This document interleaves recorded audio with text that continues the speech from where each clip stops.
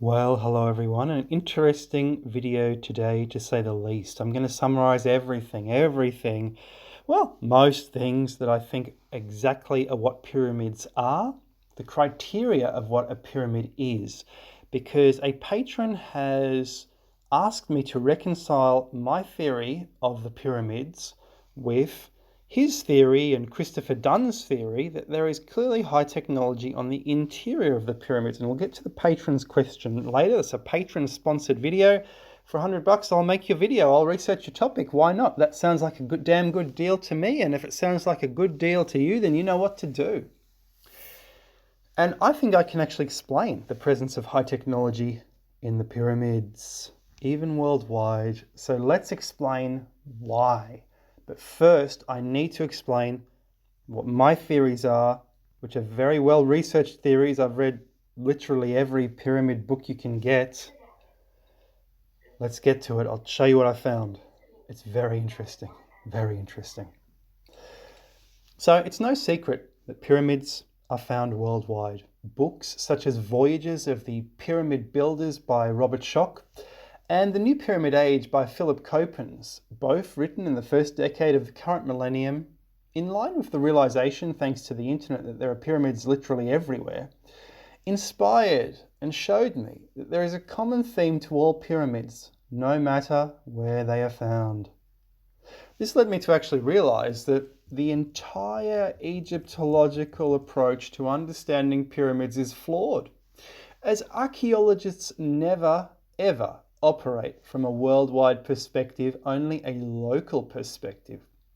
So how then can they analyze a worldwide pyramid religion? It seems archaeology is structurally unsuitable for explaining pyramids. The irony. They literally ignore the existence of pyramids in other parts of the world and even claim pyramids are indigenous developments to Egypt. They even say that humans naturally will build pyramids. That's funny, I can't recall ever building a pyramid. So leaving archaeology, I turned to worldwide prehistory and anthropology in terms of mythologies of world origins. And there I found the answers I was seeking. I found out what pyramid actually means, but more on that later. My quest for answers got me thinking. What does the word pyramid even mean, and where does it originate? The question consumed me. I travelled the world, collecting photographs, and wrote a book trying to answer this very question. Author after author, even annoyingly the late genius Philip Coppens, assumed a definition. They claimed that a pyramid must be a certain shape, the pyramid shape, to actually qualify as a pyramid. Otherwise, they say it isn't a true pyramid. Really? This is despite no one knowing what pyramids are for or what they are supposed to represent. In no ancient text, mythological or historical, can I find the importance behind the shape of a pyramid or the supposed shape of a pyramid even discussed. It's unimportant. So nowhere is the five-sided pyramid shape mentioned. Instead, everywhere I see reference to World Tree, the primal mound or world mountain as the origin and center point of the world. Is that what pyramids are? So, a decade ago, I was annoyed to see Samir Osmanagic's discoveries in Bosnia were being rubbished by proud archaeologists who were not included in his digs. I felt these archaeologists were unqualified to speak about, let alone rubbish pyramids. They are not pyramid experts. They haven't done the homework. Samir Osmanagic did his PhD on pyramids. And they pointed to his mountain and they said it can't be a pyramid because it's debatable whether it was built by man and it's not square-sided. To be a pyramid in their eyes, a structure must be totally man-made and a certain shape. But doesn't this go against the whole world mountain concept? And doesn't this impose a modern, arbitrary and assumed definition upon ancient peoples? Of course. If pyramids are world mountains, this means that pyramids are not just tombs, or not even tombs at all, though they are associated with graveyards, and later generations, well, they may have used them for tombs. No one even watching this video now knows what the term really means because I found it in an article in the 1972 Britannica. This is the earliest known usage of this word from an Egyptian mathematical papyrus, and it's nothing to do with shape. It's nothing to do with fire within. Let me quote and tell you right now what is written. In this article, it says, the ancient Egyptian term of pyramid is mer. The English word pyramid comes from the Greek pyramid plural, pyramides, a word of doubtful etymology that was thought to have been derived from the ancient Egyptian per emus, a term used in mathematical papyrus to denote the vertical height of a pyramid. A purely Greek word, pyramid, means wheaten cake. And there you have it. I repeat, Egyptian per emus, a term used in a mathematical papyrus to denote the vertical height of a building. That is the vertical height of what the Egyptians called a mer. And per emus, it sounds like perimeter, and it sounds like other mathematical words. And to measure the perimeter seems to measure the circumference of a pyramid, does it not? So per emus, I looked it up in the Wallace Budge Dictionary. It's a bit older than the Britannica definition. Wallace Budge, he read every Egyptian manuscript and he came up with his own definitions. His definition was it means the edge, ledge, or slope of a pyramid. So it's a mathematical function of something that looks like a pyramid, is a peremus. But it seems he was not quite sure what the function was. Britannica refined it down to the height. So it's saying it's very tall. I found out from their location that the pyramid religion and the world mountain religion are one and the same religion. The world mountain is placed in the center of a landmass or land area used by a civilization because it's in the center of the world. Now we see this in the placement of Giza. And I discovered that a medieval map of the UK made by the chronicler Matthew Paris 800 years ago places Silbury Hill, a chalk circular pyramid covered in earth, in the precise centre of what was seen as the rectangular landmass of the country to the south of Scotland. Silbury Hill is not in the centre of this landmass in actuality, nor is it rectangular, but it was seen to be, at least symbolically, in ancient times. It dawned on me. I was actually staring at a Copper Age or Bronze Age map of the UK. They made maps back then. In other words, I could redate this supposed medieval map, which must have been transcribed by Matthew Paris, to possible original origins of around 2400 BC, which is when not only Silbury Hill was built, but exactly when Giza was also built, the Pyramid Age. It's the same time. This solidified for me that the intention of the pyramid or pyramid complex was the rebuilding of World Mountain for fertility reasons. If you want, you can call it the Tower of Babel. And what was the point of the Tower of Babel? To build something which reaches heaven. The evidence for this is even more pressing when you realize the intention was always to make pyramids as white as possible. Something also realized by Robert Schoch in his books. Like the snow-capped peaks of a high mountain, but also similar to the color of the moon. This led me to realize that the shape of a pyramid is only of secondary importance, providing certain criteria are met. And if you meet these criteria, you can call what you have built a pyramid. Now here is what I've come up with. You may or may not agree, that's fine. We're learning. In my studies, I noticed that firstly a pyramid very usually must be very large. And my patron mentioned this again. He asks me, why does a pyramid have to be so large? Surely there's something technological behind this. Surely it means it's a power plant. And I'm saying, well, this is probably because it must actually represent an entire mountain upon which the tree to heaven was placed, mighty Yggdrasil, or whatever name it went by in one's chosen culture.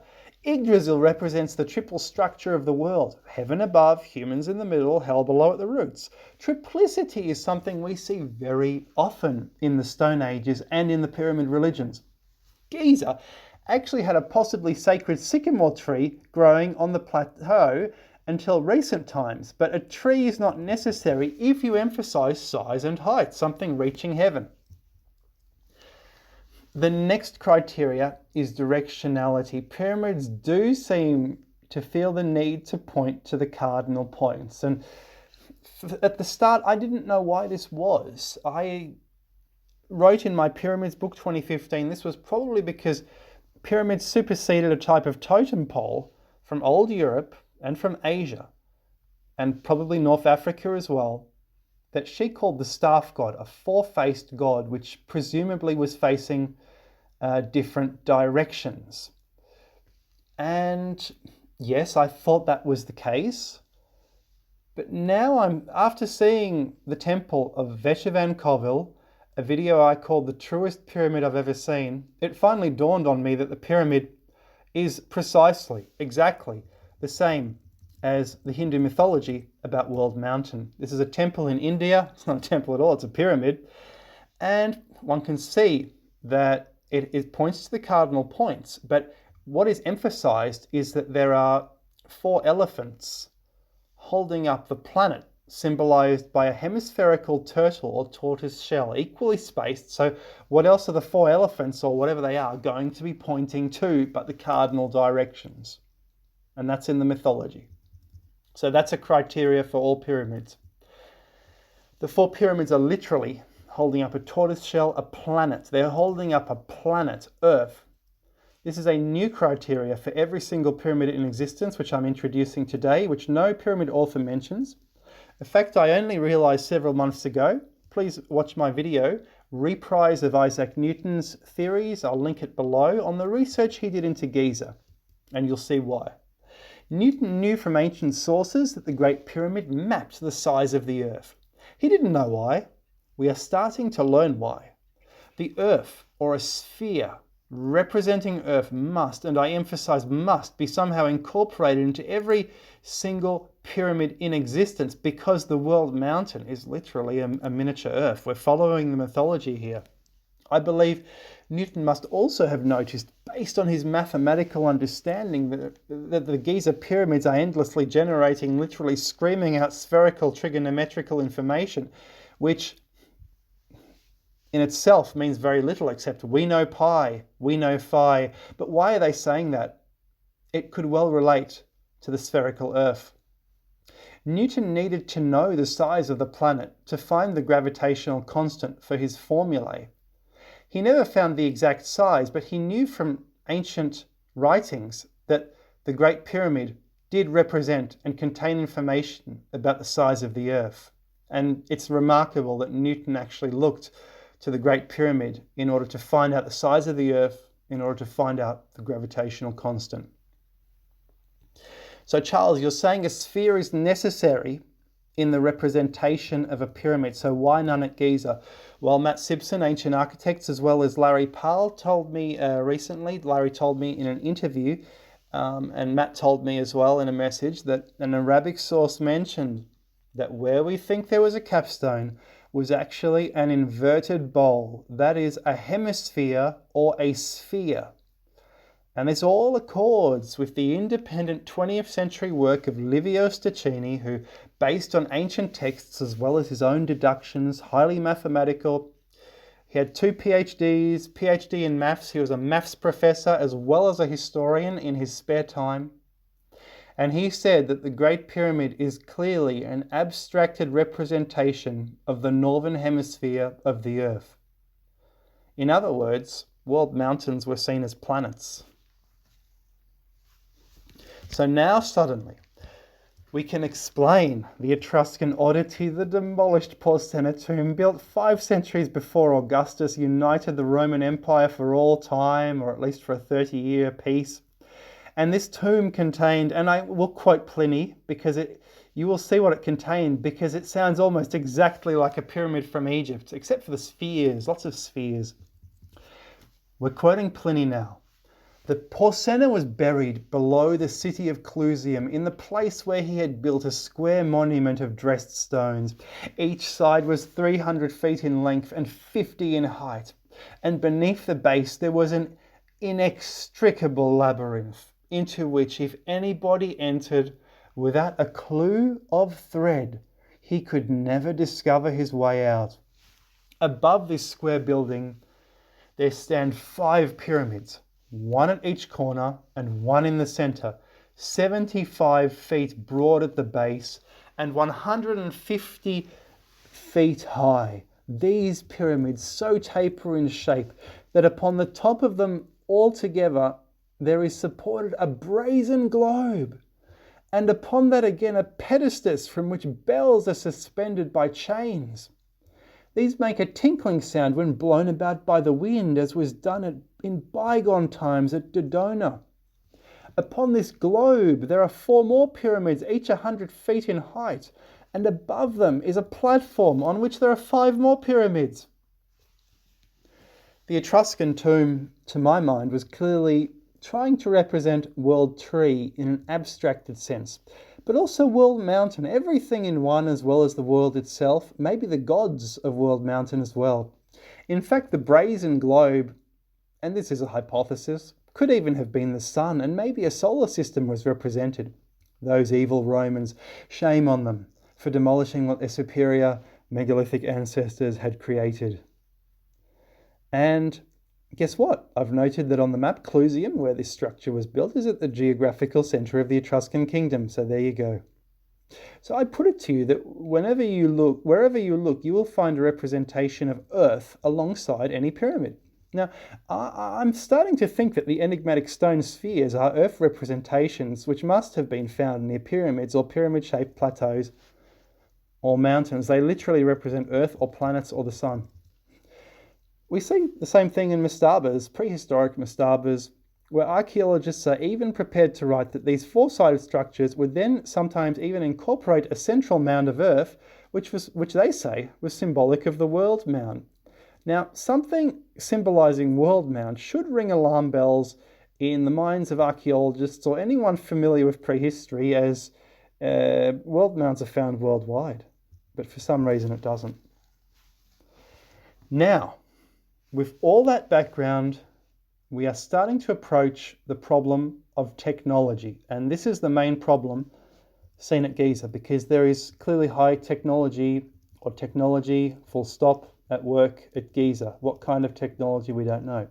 Since the world mountain was the main religious object of a pyramid civilization, everyone's best efforts needed to be dedicated to it. It explains why Khufu shut down all the temples. He needed literally all the educated priests to engineer and build Giza. Every priest needed to be at Giza to build pyramids, to form committees, to put all their human knowledge into this structure. This shows me he was possibly an outsider from somewhere in Eurasia who renewed the pyramid religion in Egypt, which had been pre-existing and set up by previous dynasties. In representing the Earth, you wanted to get it right. Hence again the need for high technology astronomy, libraries, committees of professors, committee after committee after committee. They built something at the centre of their country to last for all time. This was their Hoover Dam. It is hard for their efforts to ever find their equal. And one must imagine they must have had in their possession an enormous library at Heliopolis, an absolutely phenomenal library which has not survived. So that is basically what makes a pyramid.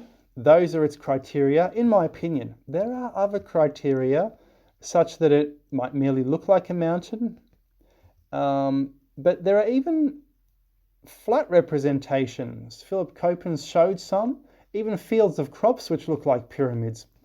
And I've noticed that that famous well in Sardinia that I keep mentioning, it has a sphere, it has a triangle for a pyramid, it has a light show, it lets light into the pyramid.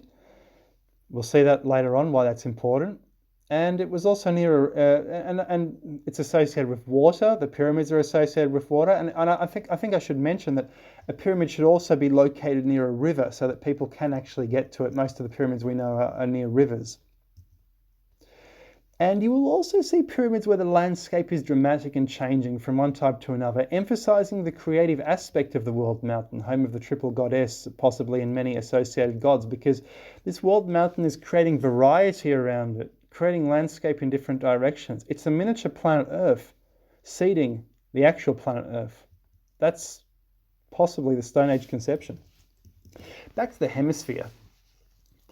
The Earth representation explains why in Eurasia pyramids are literally hemispheres. Look all over Eurasia. You will see hemispherical pyramids, hemispherical mounds. You will see hemispherical stupas with a kind of world tree on top. The early stupas were literally a hemisphere with a stick on top representing world tree. And to my mind, they all meet the pyramid definition in terms of having a highest point. In Krakow, I got the shock of my life when we finally visited the prehistoric Krakos Mound. And Krakos Mound, King Krak, it's named after an ancient country in the region once called Croatia, but it was conquered by the Poles, whose people, and the Croats, it seems they migrated south, and the rest of them remained. So when I got there, I noticed a plateau in front of me. Weird. And it was the highest point all around, just like Giza. And the plateau itself is also shaped like a large mound. So I thought, okay, where's the mound? I can't see the mound. And next to the plateau, I saw an ancient cemetery, and I thought, well, that's just like Giza, a cemetery next to it. So I thought, what other similarities would there be? So when we got to the top of the plateau, then I saw this perfect hemisphere waiting to be climbed. It had a flat top, clearly a representation of the Earth, or one hemisphere of it. As for its cardinal alignments, these can often be explained by the shape of the plateau, as well as line alignments in other directions from horizon to horizon. This is just one of many identical examples I encountered, and I detailed this in my Pyramids book. It was really an amazing experience. These are associated with spiritual energies. I was there with my mum. She became spiritual and started channeling the ancestors. It was amazing. Now, in light of the above and the discoveries, my patron has approached me because he knows all this, and he's asked, okay, Charles, if these are Earth representation mounds, why build them so large and with such accuracy, something as Chris Dunn so rightly points out we could not do now? Okay, to answer this, I've discussed the why of the pyramids being so large. They were literally Earth. Notice they were also built from what we called Earth. They're Earth built from Earth. Earth is the same word as heart, you will notice. Heart, the center of the body. Pyramid, the center of the land. A more accurate word is not pyramid, which is a mathematical way of describing a mound. What we want is what it is. And I think heart or earth is a very good word to describe what a pyramid is. We have also answered the reason for accuracy. To truly bless, to truly create the world around it, the pyramid needed to very accurately represent that world as close as possible. One can imagine, otherwise another world would be blessed. Now, number 2, my patron asks, the interior of the pyramid is clearly, and he writes this in capital letters, clearly technological. He says, although I have viewed your triple earth interpretation, I think he means triple goddess interpretation, I feel there are a lot of inconsistencies which point to the pyramid as being technological and not representative. Although I acknowledge both representations may be true. So he thinks it's just pure technology, it's a machine, it's got a function. And here's what I say. I agree with my patron, and in the past I've gone to such lengths as to even suggest that interferometry was being utilised, a 20th century science, because I noted that the shafts in the pyramid seemed to twin or double each other in length, shooting in different directions. The shafts are long and narrow like a telescope, perfect for directing light. Further confirmation of this is that Newgrange, Ireland, an Irish pyramid, also surrounded by white stones, is a literal internal light show. So I now think interferometry, or checking the interference generated in a returning light ray is by its shifting position, is probably a bridge too far, a little too advanced for the pyramid builders. But if they were at a 19th century level of advancement, then they might have approached this. So let's stick to Stone Age. We can speculate that something yet to be discovered, a kind of Newgrange light show, exists inside the Great Pyramid. It once happened at Giza. We just haven't realized how it works just yet. We haven't noticed it. I imagine the granite sarcophagus was probably illuminated on certain days using mirrors. Now, I don't think it's a sarcophagus. I think it's a representation, the earliest representation of the Ark of the Covenant. I strongly suspect this. I'll tell you why in a second. I think it was illuminated to make the idea of ancient technology come alive. Because the idea of ancient technology is unbelievably ancient. And it is not just an idea. It is common knowledge in India and Sri Lanka. Because this is what their ancient traditions say. I think the Ark legend is far older than the Bible the Jews just picked up in Egypt. And this is proven. I'm not just saying this, it's proven by the fact that the Egyptians, long before the Hebrews left Egypt, seem to have worshipped the very same box. I do not think the pyramid was a power plant, it simply has the wrong layout. But I'm not against saying that a mechanical or even steam-powered network was utilised in ancient times. The Greeks seem to have sourced their steam engine ideas from the Library of Alexandria, books stored from the beginning of time and collected from all travellers and temples in Egypt. I think the microwave satellite idea of Christopher Dunn is pure speculation, without some kind of solid evidence being provided, or any kind of solid evidence being provided, unfortunately. The third question of my patron, number 3. So he says, in my own research, I have found that the Egyptian hieroglyphs for pyramid are simply a triangle. The Greek word for pyramid, as I am sure you are well aware, means pia, far, in the middle, mid. Obviously, this is meant to convey something energetic. Nuclear, occurring within the structure. Otherwise, why didn't the Greeks simply name them triangulus or some such? To me, this is not a simple triple earth representation. I think he means triple mother goddess representation, because that's the theory I put out in my pyramids book. Now, my response, I have accounted for this in my book on pyramids. You will note that the Britannica 1972 article from which I quoted actually doesn't mention the fire within etymology for the term pyramid. But it does talk about spurious etymologies. But I think it could have credence. It could have merit. Why? Because Greek people on here have implored to me in comments that this is exactly what it means, fire within. And I'll tell you why I think the Greeks called a pyramid as such, but I don't think they were talking about the Egyptian pyramids initially, and here's why. It sounds like the mathematical usage of the Egyptian word, firstly, so they decided to apply this to the Egyptian pyramids. And secondly, they were deriving mathematical ideas from old Egyptian texts. They were reading these texts. So the Greeks picked up a mathematical word, per emuus, and they probably associated with their own word, pyramid. And I'll tell you why. Because you see, the Greeks would literally holiday in Egypt. It's not that far. And now let's talk about fire. So let me tell you a story. Several years ago, while camping in Tasmania, we just couldn't get a fire started. It didn't help that it was winter and on a mountain, and we were in a tent with temperatures below freezing, and it was wet. The previous night, the owner of the caravan park checked on us in the morning saying, "I'm just checking to see if you're still alive." We realized we actually needed to get warm in order to go to sleep, because it was just too cold to sleep. We tried everything. Even petrol didn't seem to work to start a fire, which those who camp and try and burn wet wood can understand. But assembling the sticks like a pyramid really helped. And finally, we had a really roaring fire, which was the envy of the camping ground. The following morning, it was too cold to start the car, but one of the campers said he saw how we had been showing off with our awesome fire. Fire within, that's where the fire is. I think that's why the Greeks called a pyramid that, based on the need to always be building fires to keep warm in winter. And when I was watching this fire in Tasmania, I had the revelation. This is what fire within means. This is where the Greek word comes from. This is the origin of the pyramid shape with an apex, in my opinion. What else is shaped like a pyramid? Tell me, except maybe a hat or a cake or a pillar. A mountain, I guess. Fire within. It's also easy to account for mythologically. So here we go mythologically. The fire god is the god of technology, and I think the pyramid is literally a mastaba or tomb for a god, because gods live at World Mountain after all, near World Tree. The fire god, the technology god, was thrown out of heaven for being arrogant and hating the other gods, and he was buried underground, buried possibly in a kind of mountain or just underground.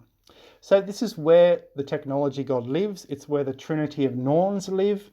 I've talked about the Trinity scene at Giza. That can't be a coincidence. They worship the number 3. Now look at Khufu's god. His name is Khnum. In fact, the name of the pyramid is Horizon of Khufu, which I've translated as Sunrise of Khufu, which is something that happens on the horizon. And Khufu is sometimes written as Khnum Khufu. In other words, it's a compound word between a god and Khufu himself. Isn't that strange? So God in this case is the creator of man on the potter's wheel. That's Khufu, that's Khnum. We are looking here at the God who made man from clay, at least the version in Egypt in 2400 BC. Sound familiar? It goes without saying that this is also the technology God, because he's also, you know, he's the God of the Ark in the Bible. And this explains why something the size of the Ark of the Covenant, or about that size, it doesn't have to be exact, is found in the king's chamber. I think it's an ark, not a sarcophagus. It's, to my mind, a little too small to contain the elaborate box within box within box, which later Egyptians used to dress up their kings within. On the contrary, the Temple of Solomon, the structure built by the Jews after they left Egypt, where they lived, possibly among the Giza pyramids, kept their ark alone in their holy of holies. They did not keep a dead king in a sarcophagus in their Temple of Solomon. And to my mind, the Temple of Solomon is very pyramid-like. Now, I've proven that the pyramid was more a temple complex than a tomb because of the festival dates found there, which needed a year-round priesthood to officiate. And what came out of the ark? Strange fire. This is possibly the fire within, an artifact, a relic of the primordial fallen technological god which was said to have created man, helping man with fire. It is he who gave fire to man against the wishes of all the other gods. It is he the pyramid builders worshipped. When we search for something which generated monotheism, we have some options. We can look to the sun, we can look to the moon, we can look to the earth, or those three are a kind of trinity, or we can look to the God of technology who benefacted mankind, tried to elevate him to a civilization in a forgotten time, and we are starting to talk about the God of the Old Testament. And when was that time? Who can say? There have been catastrophe after catastrophe, and I've noticed there are even many, many catastrophes mentioned in Chronicles, which you look it up, there is no known catastrophe. So these are waiting to be discovered. Now, 2 years ago, we could travel internationally. That travel is now forbidden in many countries. So you see how quickly and unexpectedly a powerful civilization is destroyed. Thank you.